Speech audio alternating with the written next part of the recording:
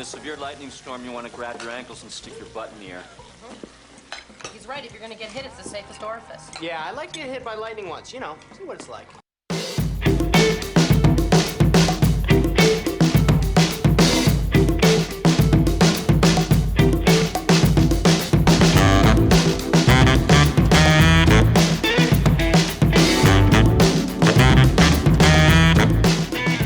Katrina Porter.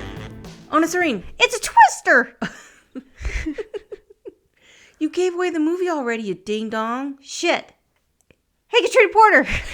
Hey, Anna Serene. It's bad weather.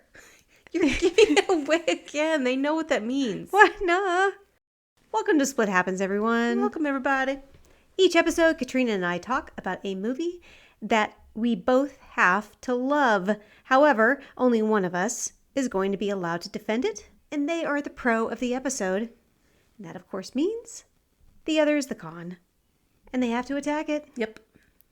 There are 3 rules that we must follow. Number 1, whoever claims pro first on a movie that we have not covered yet gets it somehow. Number 2, the con does not have to attack until the synopsis starts. Yeah, it's going to be tough on this one. Yeah. Number 3, during the synopsis, the con can't say anything nice about the movie. Now, normally, we have a penalty for breaking rule number 3. Mm-hmm. We're doing something a little different today. I need to say the movie. Yeah, so we're doing 1996 Twister. It's a twister. I'm the pro. And I am the con. So I am going to shred this movie to pieces like it's a person trapped inside a big-ass tornado, because that would be realistic. Okay. All right, smartass. Here's the change in this week's episode. Mm-hmm. Because here's the thing. Our oldest brother, Jason, who we love dearly, he has been in the United States Air Force since he was 18 years old. I won't tell you how long that means he's been in, because that would be rude. Yeah, thank you. But he's a chief master sergeant. He's done amazing things. He is a Purple Heart recipient. And I'm going to get the job that he does there screwed up. So I'm just going to really dumb it down for me and just say that his job in the Air Force is focused on weather.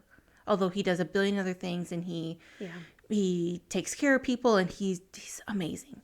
We actually got to see him be honored at a Kansas City Royals game. I cried. That was incredible. Oh, yeah.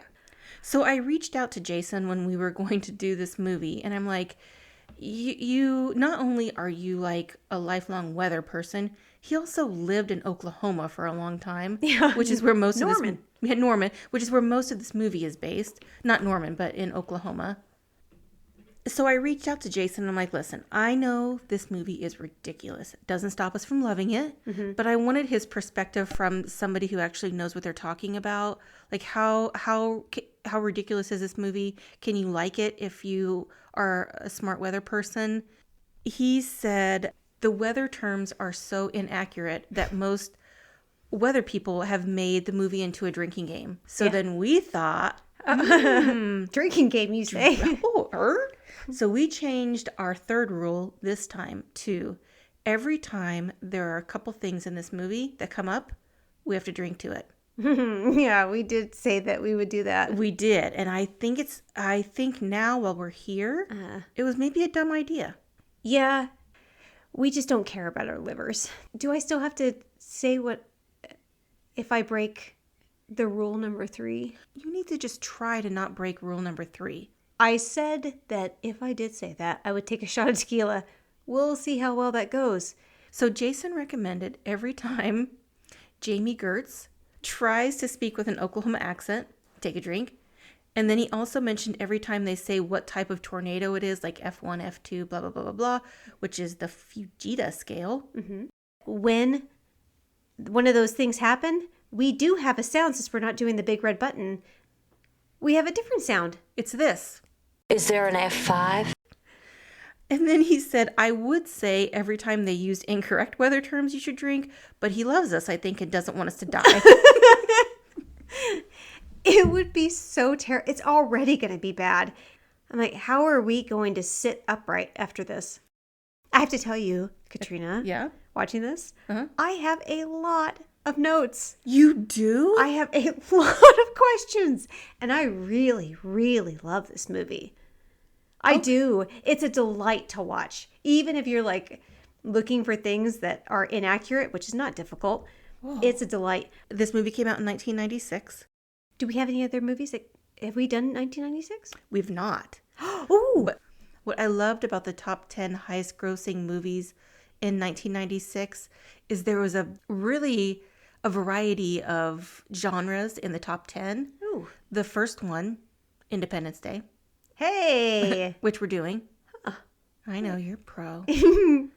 Number 2, Yes. Twister. No shit. Yeah, number 2. Oh, good. I'm glad this did well. It had to have. I remember it. It did. And Birdcage is in the top 10. Hey. I know, I'm pro on that. We just discussed that earlier. Damn it. And First Wives Club was the number 10 movie. No shit. We don't have that on our list. 1, 2, 3, pro. We don't? 1, 2, 3, pro. So what I was saying is like if you 1 and 2 are these really intense big box office movies, and then you have movies that ostensibly wouldn't be that popular, you wouldn't think, but because they're so wonderful. 96 was very diverse. Do you know this movie was nominated for 2 Oscars? What the fuck? No, it wasn't. Yes, it was. You're messing with me now. I am not. It was nominated for Best Sound and Best Visual Effects. Oh, did it win? No, but how dare you? Okay, I'm just asking questions here. Look, I'm just asking questions. So we know that speaking of Independence Day, Bill Paxton is in this movie. Oh, for fuck's sake. Can you get that disclaimer out of the way? The fact that you have an inability to distinguish between Bill Pullman and Bill Paxton. One alive, one is dead. All right. Okay. So thank goodness we're going to do Independence Day, so we get to talk about Bill Paxton twice. He died in 2017, and there's something called the Spotter Network. Yeah, I'm going to tell you what it is. The Spotter Network brings storm spotters, storm chasers, coordinators, blah, blah, blah, together in kind of a network of information about storms. And after Bill Paxton. I'm not even drunk. After Bill Paxton passed away, the Spotter Network choreographed 200 storm chasers to spell out BP with GPS tracker blips on their radar display to honor him. And they had never done that for someone that was not a weather-related person. That kind of warms my cold, frozen heart. Right, I think, and so again, maybe just because our brother Jason pointed, I think weather people maybe dig this movie too. I don't get why people hate this movie. No, I think that that's true. I just think that they feel like it's ridiculous. Of course it is. Yeah, no, I mean, but I think that that's okay. It's just, it's not, this is not meant to be taken literally. It's just kind of a fun movie. Maybe weather people are not tight asses. Did you think that? No, but I didn't have an opinion either way. But now that I'm thinking about it, I think they might be kind of relaxed and groovy. The budget for this movie was $92 million. Sounds right. And the U.S.-Canada gross was $241 million. Just the North America? Yes. Holy shit. This movie made a ton of money. Yeah, it did. A couple other quick things I'll tell you. This was the very first movie to be on a DVD. No shit? Yeah. This one was?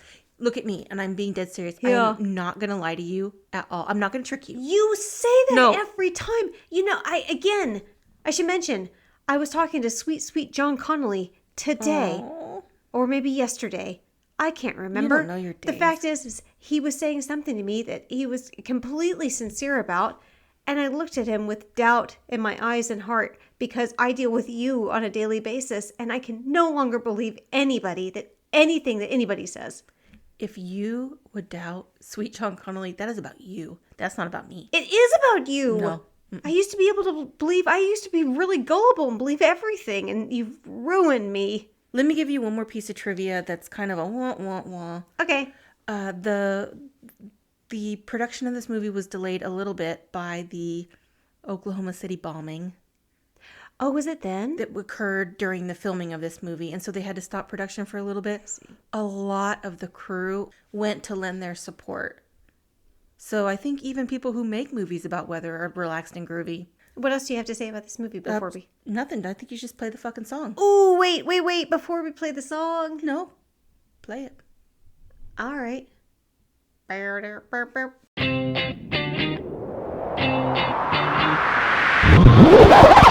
the games begin. We got, tornado music. Yeah, we do. That's how this movie starts. Yeah, 1969. Ayo. Ladies. Get some farm life, checking things out. Got some cows. Uh-oh, there's a bitchy storm coming. Yeah, there is. That dog is awfully calm considering all the lightning and thunder. What dog have you ever seen that was calm during a thunderstorm? My dog. Yeah, but your dog is, special needs. Well, I know, she's retired, but I think if you have a dog that's used to farm life, they're used to all sorts of crazy shit. And so they're kind of, you know what, that dog is a weather dog. He's relaxed and groovy too. Speaking of, the bitchy storm is coming in. Yeah. The family starts running because, there's an F5. Is there an F5? So they run to the storm shelter. Mm-hmm. Everything is fine. Nope.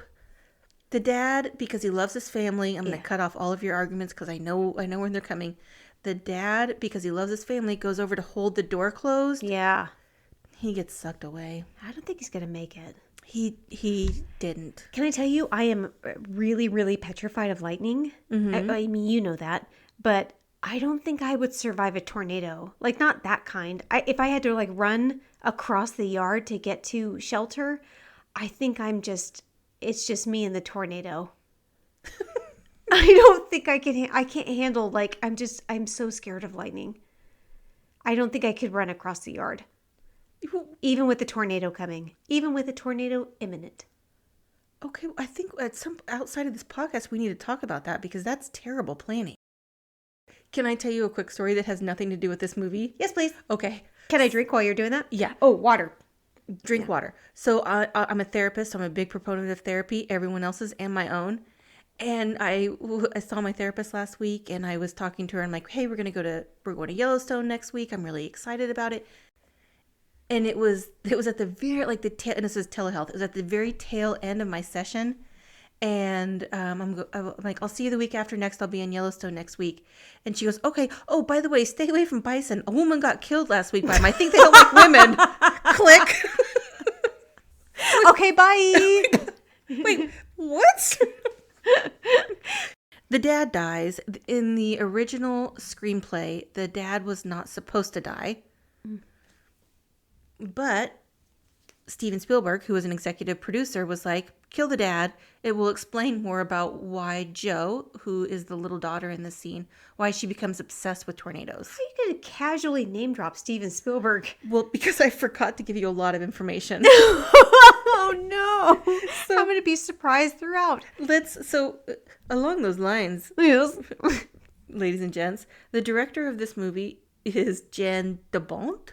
Daba. Anyway, he did Speed. Oh. He did Speed 2. Oh. He did The Haunting. The screenplay was written by Michael Crichton, who we all know from Jurassic Park fame. No shit. And Anne Marie Martin. Michael Crichton happens to be married to her. Oh. And they were paid $2 million for the screenplay of this movie, which at the time was the most expensive screenplay ever. No shit. For reals. Damn. And as I mentioned earlier, SS is an executive producer, and he had the idea to kill off Joe's dad. SS? There is definitely a better way to say his name than something associated with Nazis. And as we know, when Steven Spielberg is an executive producer, he likes to give his feedback. He does. Yeah, and it's always right. So the young girl in the storm shelter whose dad just died, that's Jo. And she's one of the main characters in the movie. She's played by Helen Hunt. Mm-hmm. Jan de Bont, he wanted Helen Hunt. He did not want somebody that was super well known because he thought they're going to be divas, they're going to be difficult to work with. And he thought that she had a really strong personality, and he described her as kind of a whirlwind. And he thought that just, his words, not mine. All right. And he really wanted her. However, The studio was like, I don't know about that. So they made him audition other actresses. However, he kept telling everyone that auditioned that he wanted Helen Hunt to play it. Oh, God. Cut to cheerful music and a view of the beautiful Oklahoma countryside. In a big, bright red truck, Bill Paxton, R.I.P., he plays Bill, and he is on a drive with Jamie Gertz, trying to find Joe. Jamie Gertz is playing Dr. Melissa Reeves. Yes. Who has a very fine Oklahoma accent. Is there an F5? Does she now? It's fine. There's nothing ill-fitting about that accent. No. Was that an accent? No. Was that an accent? I don't know which path you're trying to take. I can't tell. Hey, y'all. Oh, shit. This is worse than my Chicago. Nothing is worse than your Chicago. That's the truth. Mira Sorvino was up for the role of this, but she did not want to dye her hair brown. What? I'm sorry, why did it need to be dyed brown? Well, obviously it fits the mood. Oh, probably to distinguish her from Joe. Laura Dern. Lord Dern's not in this, donkey. She almost was. We come across this gaggle of weather nerds. Let's give a quick rundown of who they are. Woo, yeah. Okay. Philip Seymour Hoffman, R.I.P. He played Dustin. Garth Brooks turned down the role of Dustin. Huh. Alan Ruck of Ferris Bueller's fame And Succession. played Rabbit. Sean Whalen Yeah. played Alan Scott Thompson. I think I know who that is. Was he the one that heckles the guy in That Thing You Do? Yes. Sean Whalen played Alan. Scott Thompson played the preacher. Joey Stotnick plays Joey. They're like, he looks like a Joey. He's a Joey. Wendell Josepher plays Haynes. And Jeremy Davies plays Lawrence. Jeremy Davies has been in a ton of stuff. Ooh, I've got him written down. He's incredible in Saving Private Ryan. He has such a small role in this. You see him later on. Jake Busey is also, he plays like one of the mobile tech. Jake Busey is in this? Yes, yeah, one of the mobile lab tech people. He's in it. You know who else is in this? It's really, really, really super fast. It's Anthony Rapp. Yeah, of course. Yeah, Anthony Rapp. He plays someone named Tony. Joe meets Dr. Melissa Reeves. Awkward. Wait, this is you said Jeremy Davies is in this? Yeah, Jeremy Davies. He's in Saving Private Ryan. He was also on Lost. Yeah. He was Faraday. He was so good. He was really good. I know he was Faraday because I spent a good half an hour of this movie going, who the fuck is that guy? I know him. And then finally I had to look it up. And I'm like, oh, Faraday. And then somebody else from Lost shows up.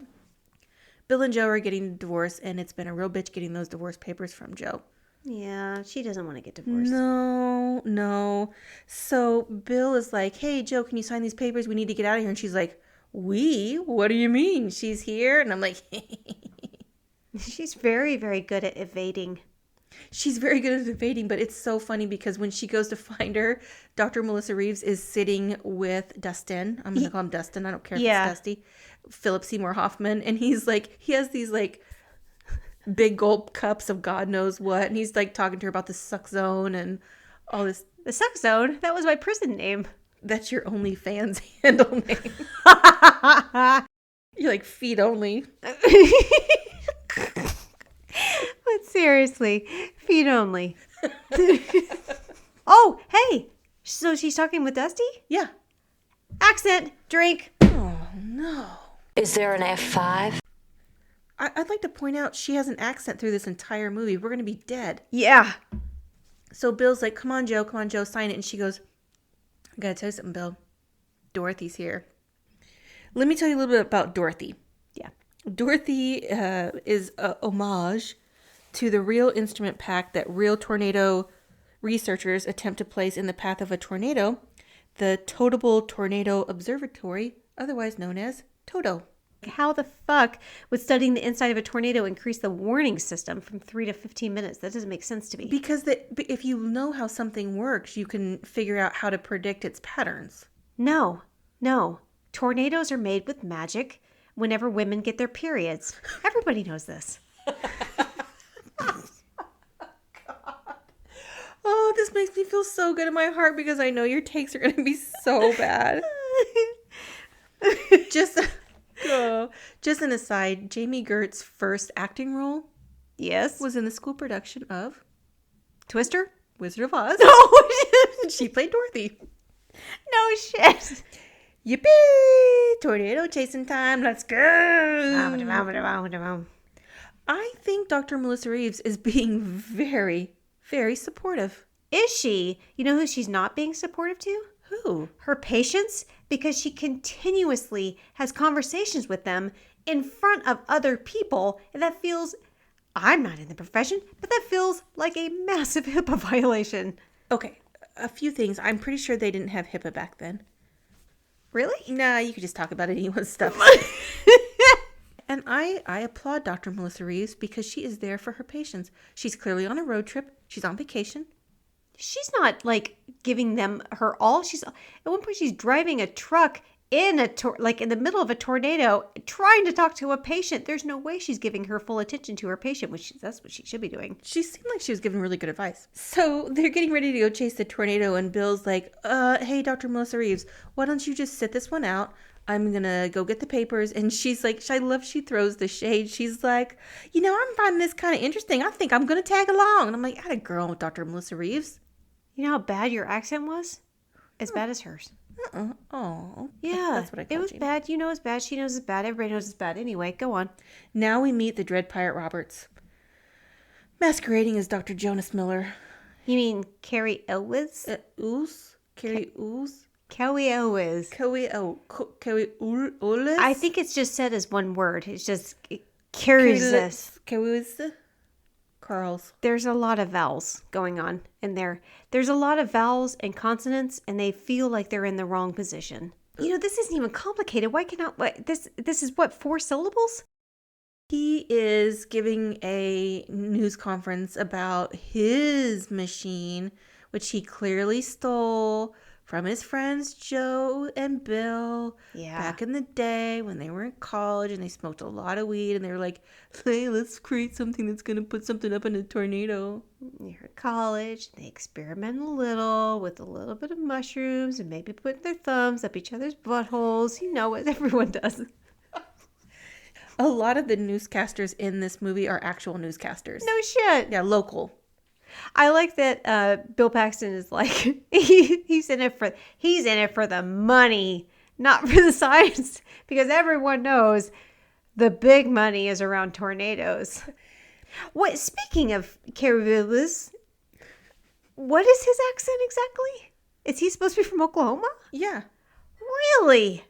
His accent says you're full of shit. We lived in Oklahoma. You and I both know that this is not correct. So they've got machines.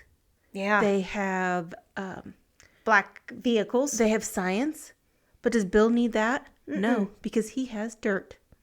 He goes over and checks the dirt, and he knows tornado's coming. Yeah. Who needs matching black vehicles when you've got dirt? Yeah. So Billy checks the dirt because that's how scientists predict weather patterns, and off to chase another storm. Dr. Melissa Reeves is told to follow, and damn it, she lost her lemonade. You know what else we get with her? What? An accent. Is there an F5? Is this where she's like, you're still in love with him, aren't you? Yeah. They're in the diner, and I love that Joe just doesn't play into it at all. She's like, her drink's on me. Peace out. Yeah, she is not here for the drama. That sounds like that was something nice you were saying about this movie. Fuck! I'm in a glass case of emotion. Shot. What? Philip Seymour Hoffman, he just likes to have a good time. Oh, yeah. And so, this is not a criticism because I'm not criticizing this movie. I'm just saying, when Joe and Bill are in the car chasing the storm, and Joe's like, hey, how'd you guys meet? Like at the weather station? Yeah. And he's like, no, she's a therapist. He seemed really embarrassed that she was a therapist. Yeah. Well, I just want to mention that, first of all, he talks about like the weather going green. I thought that wasn't an indicator. And also, he wants his fiance, who has zero experience with storms, to follow them alone to chase a tornado? I'm going to remind you that she said, I find this kind of interesting. I think I'm going to tag along. Yeah, and then this is when it's a good time for her to answer a call from a patient. Have you heard of multitasking? While she's driving, you know that's not safe. That's not even safe now. They tell you not to drive and talk on the phone now. People did a lot of coke in the 90s. Absolutely Everyone not. was into cocaine. Just because she's in a white suit doesn't mean she's into cocaine. Yeah. She looks so pretty. She looks, Jamie Gertz is a very, no, I can't. Case of emotion. God damn it. No. Shot. Okay. They are really pointing a not so nice picture of therapy. I don't get that at all, and I'm like super sensitive about that in movies. You are high. I high as a kite. No, I'm 1,000,000%. You are. Let's go fly a kite high. I mean what I'm saying. I don't think that this. They're clearly making fun of it. Who is the writers? No, Joe and Bill. I almost said fucking Pullman. God damn you, bitch. It's Bill Paxton and Joe. What's Bill Paxton's name in this? Bill and Joe are having that conversation about her being a therapist, and you can tell he's embarrassed about it, and she is snickering. 5 minutes ago, I said, wait, he's embarrassed about her being a therapist? Don't like that. I was ignoring you at the time. But, and don't get me on my soapbox, definitely in the 90s, people were not as open to therapy and therapists as they are now, and it's still not great now, but definitely 25 years ago. How does that make that better, though? It doesn't make it better. It makes it true. It makes it true to the time. Sure, but you're acting like they were not being disrespectful to the therapy profession. Theropathy, and that's what it's called. I don't know if you know, but they were acting like they weren't being respectful to theropathy. Hey, Casamigos, I literally said now 8 minutes ago, wait, he's embarrassed about her being a therapist? Don't like that. I don't think you said that. 5 minutes ago, I said, wait, he's embarrassed about her being a therapist? Don't like that. I was ignoring you at the time. Let me give you a little bit of casting trivia real fast about Billy. Okay. It was Tom Hanks, who was Tam Honks, and he read for it. He actually had a lot to do with the wardrobe of what the character would play, which they ended up going with. I can't see him in this at all. Well, guess what? Neither could he. He was like, actually, no, this is kind of a Southern eccentric kind of character. That's not me. And so he didn't do it. However, he later was filming Apollo 13 with Bill Paxton, and he strongly recommended Bill Paxton be in this movie, in this role. Kurt Russell and Michael Keaton were also considered for the role. Ooh, okay. I know. Okay. Oh, shit. The Twister is changing direction, fickle bitch. I think the Twister looks really cool. So the tornado is strong enough to pick up a truck and a tractor, but not the boards off the area where they're barely holding onto a beam? All right. If you say so, tornado. I'm beginning to think these two might still have feelings for each other. You think? The bad guys have a ton of resources, and they start looking, okay, where should we go next? However, because of the dirt trick, Bill knows the Twister is a sidewinder, and they go in a different direction. You want a little piece of trivia?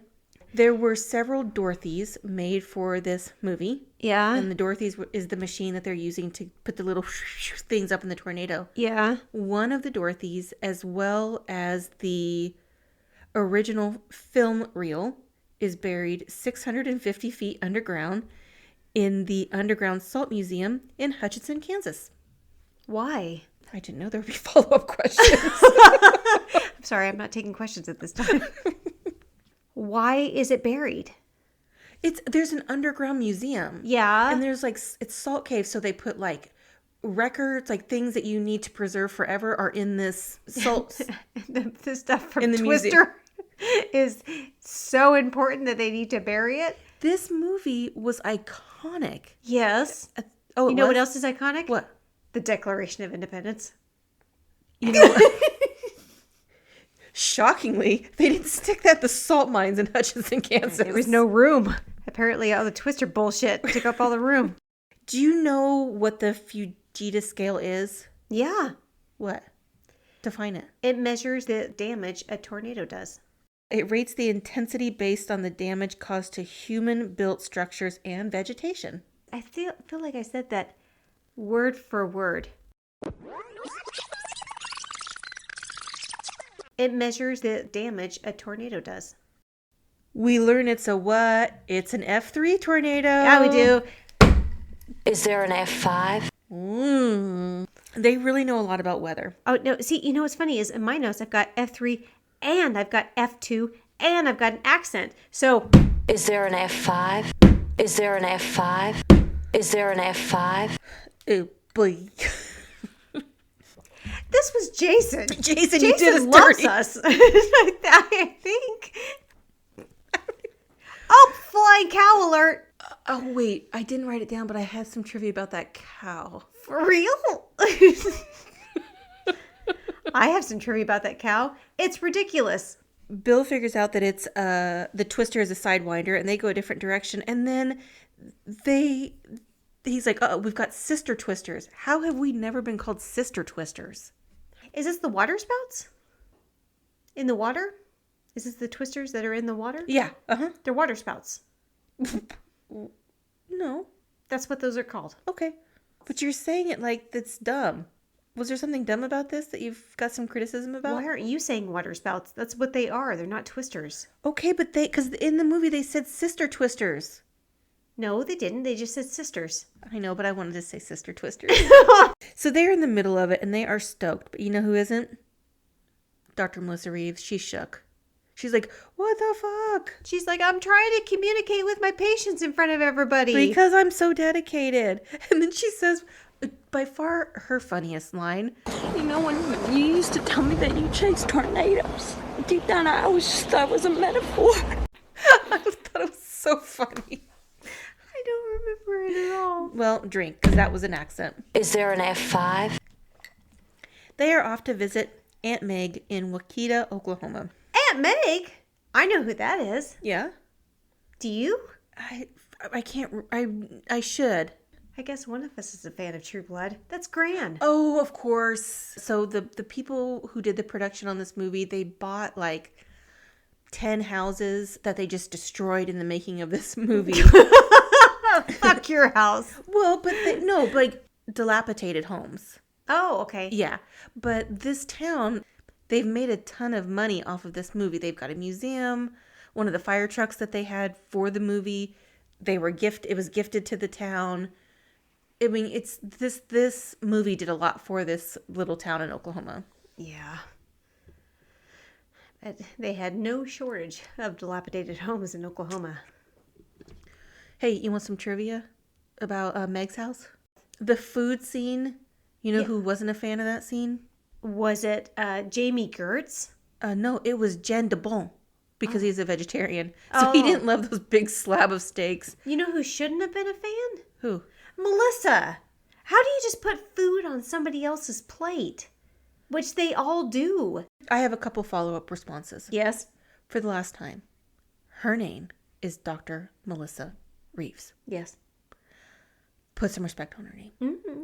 I think they were trying to make her feel like part of their family. Like, that's what they do. They did that to every single person at the table. It would have been weird if they're like, you don't fit in, so we're not going to treat you the same as we treat everyone else. Oh, I don't know. I mean, how about like just, I don't know. Call me crazy. Just going, would you like some mashed potatoes? Would you like a gigantic steak? Would you like 18 cups of gravy on your potatoes because you are a guest? They're treating her like everyone. I think it's a respect thing. I really do. Do you? I do. You would be okay in Dr. Melissa's position. You'd be okay with somebody putting a bloody steak on your plate and 3 cups of mashed potatoes and a cup of gravy all over, smeared all over it. I'm sure he like took his finger and like, this is what you're getting to eat. Enjoy your blood. I mean, I would, but you probably wouldn't. And can I mention that steak? Fatty as fuck, and you know it. I could see in your face. I have a couple follow-up responses. Oh, yeah? I definitely want to hear. I don't think that I'm the barometer on sharing food etiquette. I don't like germs. Secondly, I know what you're doing. You're trying to get the people on your side because now I'm being outed on somebody who likes her steak well done. I know that's not how it's supposed to be prepared. I'm sorry to the cow and the chef and the grass it ate. I like a well done steak. Weird. Let me ask you this. Okay, I've got an answer. Go Seriously. ahead. Okay. Who in this movie do you think I represent the most, or represents me the most? Okay, Aunt Meg. Aw. Because you would happily just randomly take a bunch of people into your house that are fucking filthy, and you would feed them immediately. So Aunt Meg. Oh, that's really sweet. I truly feel that. Which character are you? Quick, now. Dr. Melissa Reeves. Okay. Okay, so Aunt Meg is feeding him, and they start talking about Bill being the extreme. And Dr. Melissa Reeves is like, why do they call Bill the extreme? And was that an accent? Is there an F5? She asked what an F5 would do because they brought up an F5, and you're like, that's the finger of God. Yeah, that's after they said F3, F2, F4. I actually put that in my notes, and I was hoping you wouldn't say it because F3, I didn't want to drink. F2, F4. Drink. Is there an F5? Drink. Is there an F5? Drink. Is there an F5? Jason. Hey, while you're drinking, here, I want you to put that glass in your mouth before I show you this. Look, I think there's a penis on this bottle. I cannot believe. Yes? You dirty hordak. Yeah. You waited for me to start to take a drink to point out that the back of your tequila bottle clearly has a penis on it. That is an island. Okay, so they point out that Joe is the only one that has seen an F5. Now they're off to chase. Again, why is Melissa involved with Dr. Melissa? I'm sorry. Why is she involved in any of this? She's not comfortable with any. They shouldn't have her involved with any of this. Because it's one thing, and I'm not being too deep about this movie. This is an action movie. It's not like there's a whole lot of nuance here. But I liked that they didn't make her an asshole. Because an easy trope would be, because you want Joe and Bill to be together, and so you want Joe to be the one that's the most likable. It would have been an easy trope to make Dr. Melissa Reeves an asshole. And they didn't. She tries to understand his world. She tries to engage with his friends. She tries to understand this chaos and participate in it, which clearly she's not suited to. She has clients that need her, and she is not there for them because of, it's not like because she has a life to lead outside of therapy. It's not that. It's because she has put herself in a position where she can't quite focus on what she needs to focus on. God, speaking about not being able to focus. Hey, I have a follow-up response. What was I talking about? To all you mothers out there that are listening. Yeah. I see you and I hear you. I know as a mother, you wear lots of hats and you can do lots of different things. Just like Dr. Melissa Reeves. You son of a bitch. Okay, so they're off to chase that tornado, and they definitely don't clarify what it is on the Fujita scale. The Dread Pirate Roberts, he's chasing it as well. Yeah. Bill's going with his dirt instincts and separates from the bad guys. His dirt instincts. Yeah. I'm going to use that all the time. Yeah. Here's his sugar, here's his dirt. I have sugar instincts. You know when you're baking and you smell, you got something in the oven and you smell it and you're not quite sure if it's ready, you just pick up some sugar and you hold it in your hand and you go, nope, needs 7 more minutes. Jesus Christ, I'm not a necromancer. I just smell things. It's like, does that smell burnt? Nope. I just because, how dare you bring my baker's nose into this? Fuck you. Uh-oh, it's a hailstorm. How exactly do they not see a massive tornado in front of them? Also, is this truck a tank? I think it is. They see massive tornadoes all the time. That's their goal, dipshit. Yeah, they should be able to recognize it. They seem like super fucking surprised that a tornado shows up. They're like, where is it? Oh, tornado. I like that they're like, we've got debris, and it's like 12 trees. Yeah, I like that they're both just yelling at each other to hurry, but just in different ways. Hurry! Get that! We don't have much time. Like they're yelling this at each other. They are. They lost the Twister. Nope, she's back. Joe's not being in her rational mind. It's because she's in the cone of silence. Well, Bill is like, you need to get the hell out of here. And she's like, no, we've got to get it. We've got to put it in the eye of the tornado. I'm almost positive that's what she said. And that's where they have this moment where Bill is talking to Joe and he's like, basically, you're obsessed. Why can't you just see what really matters, like what's in front of you? And she's like, what are you talking about? Because she's a woman and she wants him to say it. And he's like, me, Joe. No, first she says, you've never seen it. Miss this house and miss that house and then come after you. Does she think this tornado is a person? Like a living, breathing person? Because she and others later act like it is a predator, like person specifically targeting her. I have a follow-up response. You know who she reminds me of? Sarah Connor. So brave. I'm sorry, what? When Sarah Connor's like, it's going to feel pretty fucking real to you when 12 billion people are dead. And there's a Skynet? No. Terminator? No. T-1000? The boy. John? There's a John Connor. Telling her to mellow the fuck out. Right, and there's no John Connor here. Yeah, it's Bill. He's like, look at what's in front of you. Look what you've got. And this is kind of a sad scene because Dr. Melissa Reeves can hear him saying this over the radio. And that's kind of a bummer. Jamie Gerst didn't have to deal with this bullshit with Jason Patrick. What the fuck did your face just do? Did you take a vacation to the Bermudas with Jason Patrick? Your face is still there. So they get to the drive-in. Do you want a little trivia? Yeah, I would like to. I hope it answers what kind of drive-in would continue to show a movie in the middle of a storm. It's the one that's run by a 16-year-old that gets the fuck out of there when a storm comes through. There's lightning everywhere and everybody seems completely unconcerned. It's not like these people are unfamiliar with how tornadoes and this type of weather works. They live in the tornado alley. Just point of clarification. When I ask you if you want trivia, that means I want you to shut your pie hole and listen to the trivia I have written down. You got it. Okay. This movie was co-produced by Warner Brothers and Universal. So that's why when you see the marquee, yeah, it says the movie Psycho, which is done by Universal, and the movie that's playing is The Shining, yes, which is done by Warner Brothers. Everybody knows this. Nobody knows that.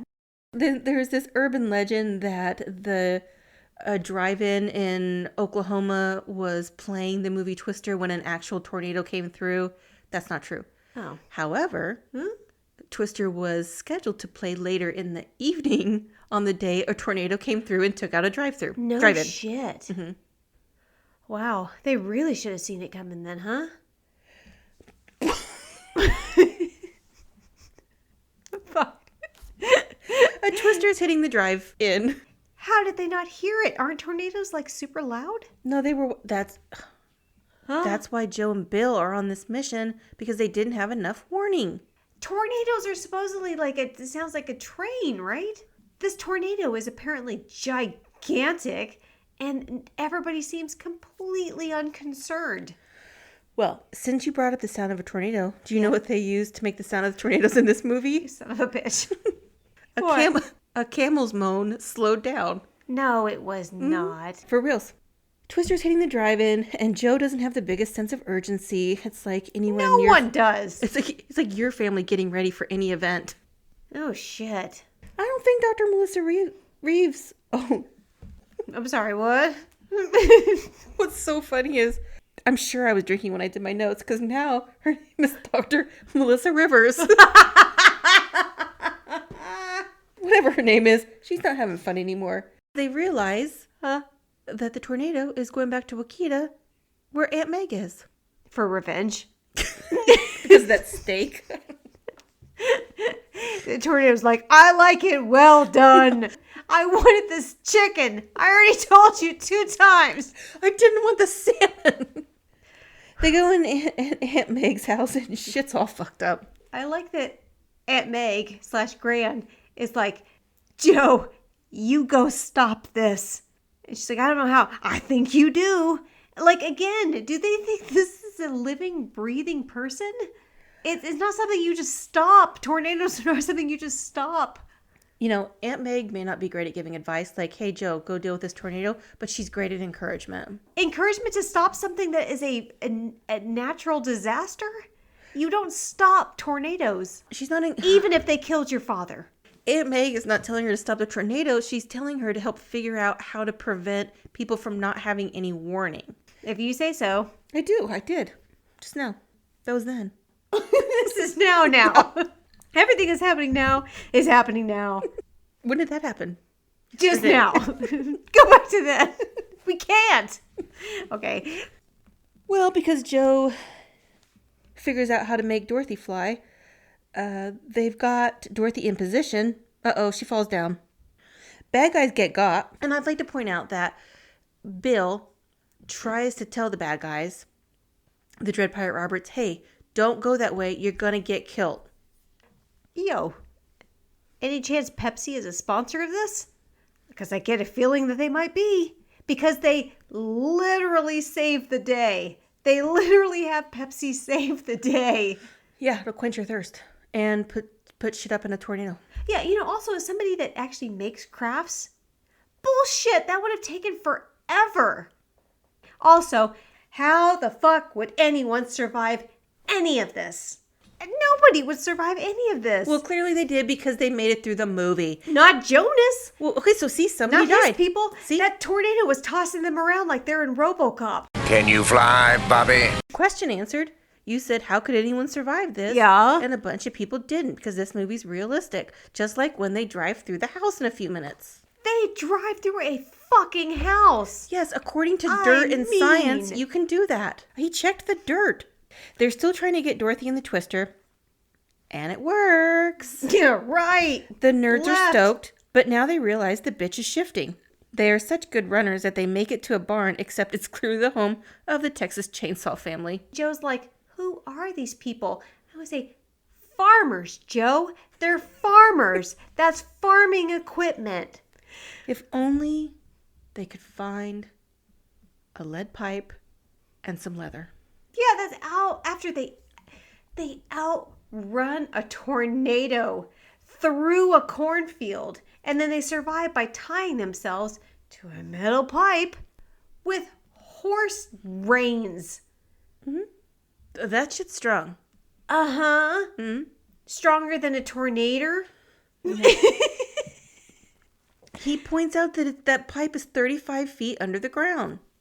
Well, how are they able to look straight? You know what? Fuck this. There is debris and dust flying everywhere. Yeah. Even if they weren't torn to shreds, they couldn't see anything. And yet somehow they're able to look up in the, sphincter of the tornado. Are their eyeballs made of steel?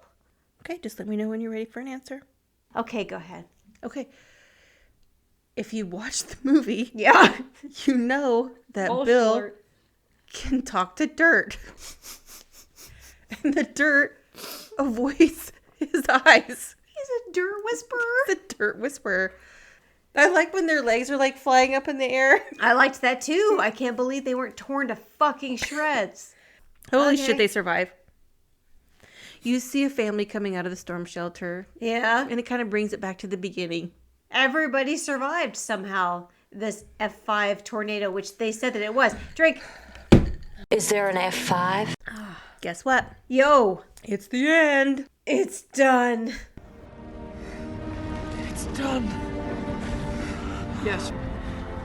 It's over now.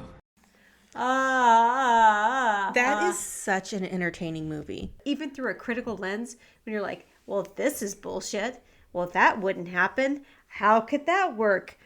How are they not dead? Even still, you're like, this is really, really entertaining. It is so much fun. I've got a sneaky suspicion about somebody who's pulling a prank on us.